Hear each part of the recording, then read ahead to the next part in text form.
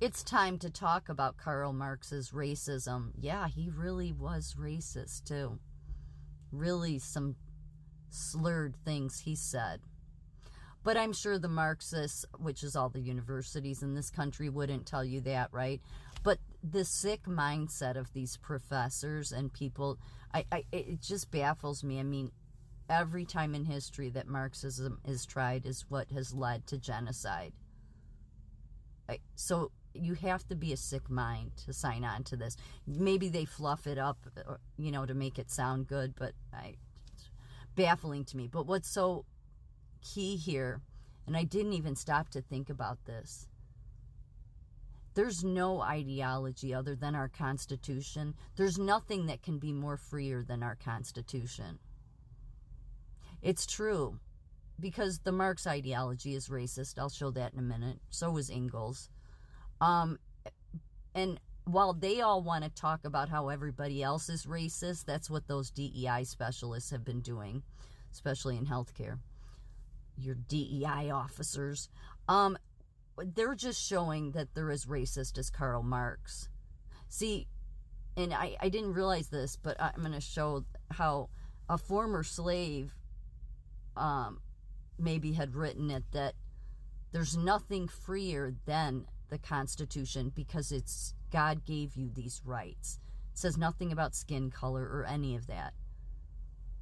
What it was before the Declaration of Independence is one thing, but that was under England. The colonies were under England. The Declaration of Independence was meant to free slaves.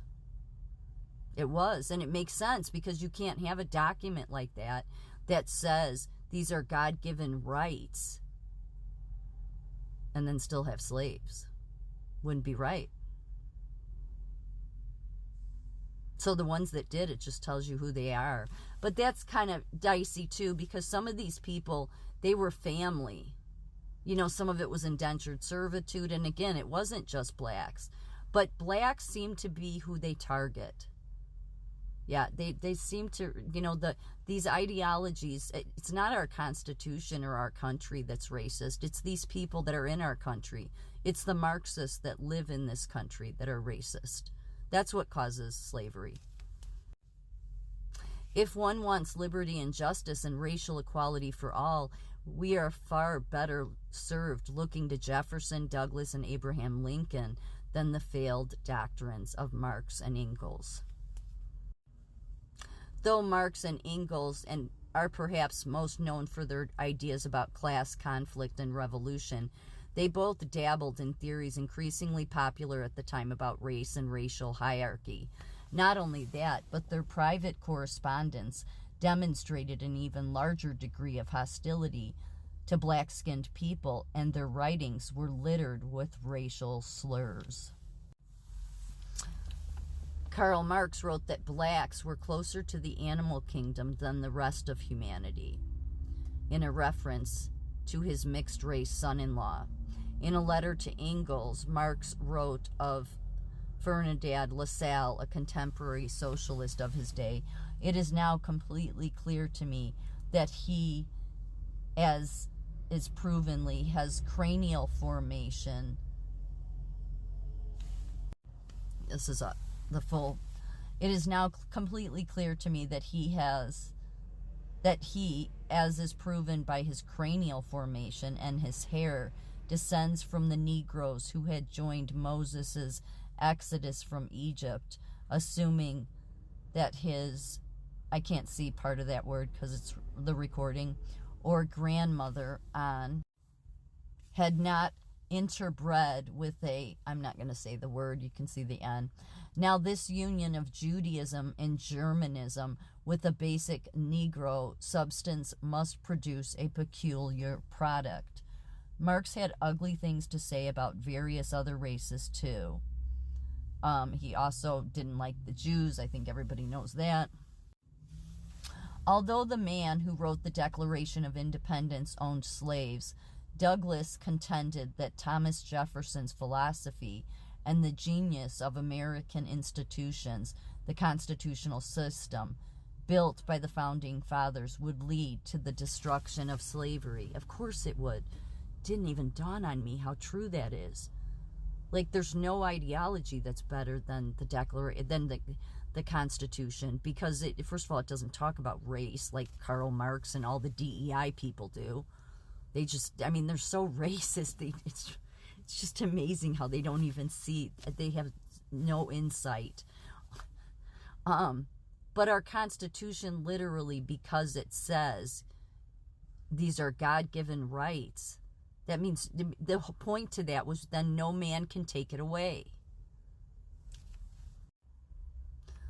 The words and philosophy of Jefferson and America's other founding fathers made free men out of slaves. The communist ideology of Marx and Engels made slaves out of free men and plunged large parts of the globe into misery, tyranny, and darkness.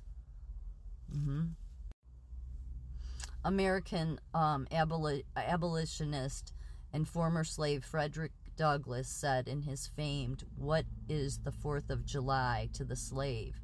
speech on July 5th, 1852, that the Declaration of Independence is the ring bolt to the chain of your nation's destiny. Marx and Engels undoubtedly had racist views, but it's important not just to dwell on the statements and prejudices of the times in which they and other historical figures lived, but to judge the end result of their actions and ideas. Chief among them is how Marx's noxious communist ideology has led to suffering and death on a mass scale and has been the ideology at the heart of some of the most brutal and inhumane dictatorships of the 20th and 21st century. 100% true. Unfortunately, some still try to peddle communism as right in principle if troubled in implementation. No, it's always it's horrific, and I've always believed that the mindset that supports that, there's something that doesn't operate functionally up here. And as most people know, Marx was all about abolishing the nuclear family, because when you can which is what they've been working at. I mean, most conservatives have seen that for at least, 70 years going on because the Marx agenda works slowly over time, but it's about destroying the nuclear family. If you don't think gender-affirming care on youth isn't designed by the same racist as the Marx group, think again. It's about destroying the nuclear family. As long as you have strong families intact in a country, it's almost impossible to take the country down. But I'm going to get into that in a different video about how you have to be rooted in your country to keep it from falling into the hands of this.